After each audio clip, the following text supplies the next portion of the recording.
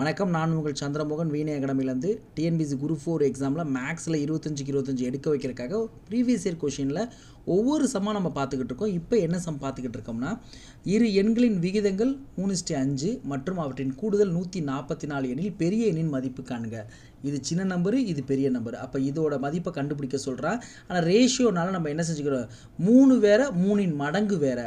அப்போ ரேஷியோன்னு எடுத்துட்டாலே நம்ம எக்ஸை ஆட் பண்ணிக்கலாமா, மல்டிப்ளை பண்ணிக்கலாமா, 3x/5x அப்படி வச்சுக்கலாம். அப்போ ரெண்டையுமே கூட்டினா 8x.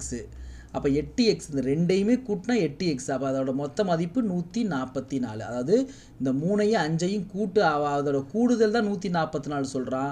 நம்ம ரேஷியோனால எக்ஸை மல்டிப்ளை பண்ணிக்கிட்டோம். அப்போ 3x + 5x ரெண்டையும் கூட்டினா 8x. அப்போ 8x = 144. அப்போ எக்ஸோட வேல்யூயை கண்டுபிடிச்சிடலாமா, 144. இந்த 8 இங்கிட்டு வந்துடுது.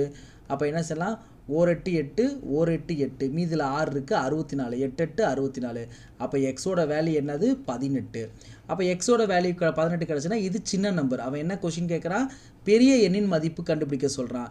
அப்போ இது சின்ன நம்பரு, 5x தான் பெரிய நம்பரு. அப்போ 5 × 18 அதை கண்டுபிடிச்சா ஆன்சர். 8 40 மீதி 4.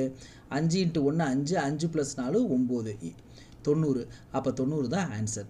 ஸோ இப்படியும் போடலாம், இல்லை வேறு மாதிரி போடுறாரு. எப்படி போடுறாருன்னா, இங்கே 2 ரேஷியோ இருக்குது, 3:5. மொத்தம் எவ்வளோ இருக்குது, 8 இருக்குது.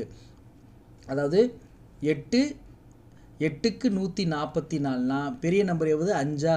ஸோ 5 அப்படி போட்டோம்னா 1 8 8 நம்ம என்ன இருக்கு, 1 8 8 மீதி 6 இருக்கும், 64. 8 8 64.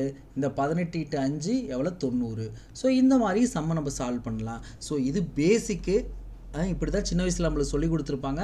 அப்புறம் காலப்போக்கில் இருக்க ஸ்டெப்ஸை குறைச்சி நம்ம இந்த மாதிரி வந்திருப்போம். ஸோ முதல்ல இதை தெரிஞ்சுக்கங்க, அதுக்கப்புறமா அதை தெரிஞ்சுக்கங்க.